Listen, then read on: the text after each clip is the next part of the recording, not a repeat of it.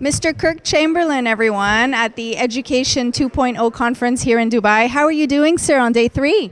Really well, thank you very much. Yeah, it's been a great experience. Absolutely. And tell me a little bit, tell us a little bit about what it is that you do in the education industry.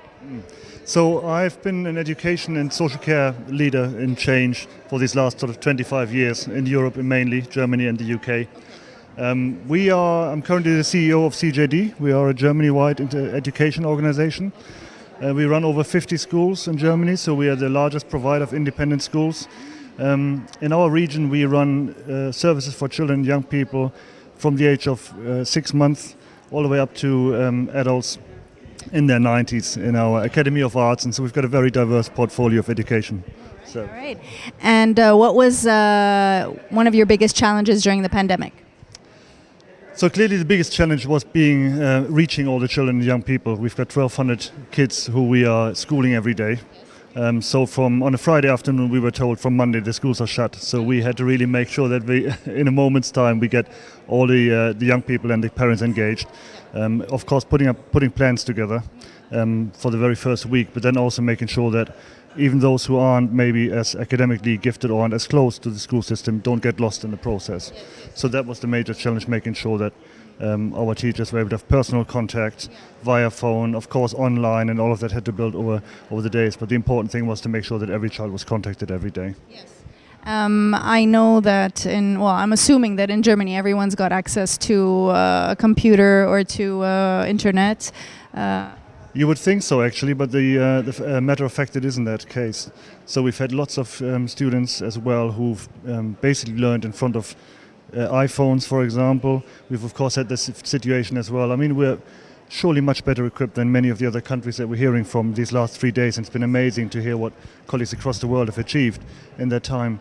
But even with us, there's many families who have 4 or 5 children, but there's only one computer in the house, and all the children have got online lessons at the same time. So we collected lots of donations and got computers ready, and kit that was already sorted, ready out to the families as well to get them school. We're hearing a lot about the impact on children with this whole online learning, but about the teachers. Do they prefer online? Do they prefer traditional classrooms? What is the general? Okay. I think teachers, by and large, have a lot of comfort in all the experience they've created. So they're slightly, slightly reluctant initially, I think, to change. But I must give huge credit to our teachers. So we've got around 300 teachers in my area of responsibility, and they've been fantastic. I think the biggest challenge is you can't, if you've learned to teach for 20, 30 years, build up your experience in a manual way, analog way. Initially what you try and do is, when you go digital, is to copy the analog process into a digital world, which means that you're basically copying lots of papers, scanning them in, so you're doing what you've done before, which creates 3-4 times the workload. So that really has been the challenge. So teachers have been working these last 2 years flat out, not only learning new ways of working. We've handed out tablets to them. We've, of course, taken training courses, and we've got some teachers who are really our champions for the others. So they go around, they'll be the guy, who knows how to deal with IT, and he'll come to you and say, "Oh, can I help you? Can I sort you out? Have you seen this app?" And yes. I don't know if you remember the speaker yesterday. She was actually one of the panelists who was over the age of 60, and she's been teaching for about 30 years. And for her, using a computer to teach was a completely new experience, and she had to be the student of her students, where her student would tell her how to use the computer. Any teachers like that in your group of schools that were not familiar or very little familiar with how to use online tools? Absolutely, and the most powerful way to teach them is to get the students to do it.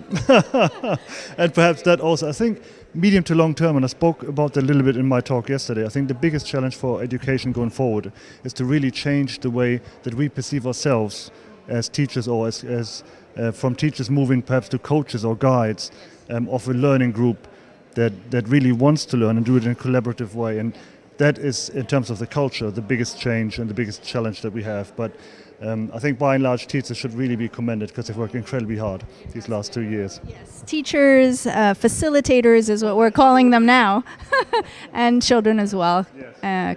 Wonderful. It's been awesome. So I think the biggest challenge with children and young people is now to make sure that they don't lose that personal contact that they've had. You know, the social emotional side of it, learning how to deal with conflict, learning how to deal with one another. How do I express what I like and what I don't like? All of these things are being practiced. Like you and I are at work for 8 to 10 hours a day. Kids are at school for that amount of time. And that is really where they practice those life skills, which are incredibly important. I forgot what it's like to shake someone's hand. It's like I'm a little afraid nowadays.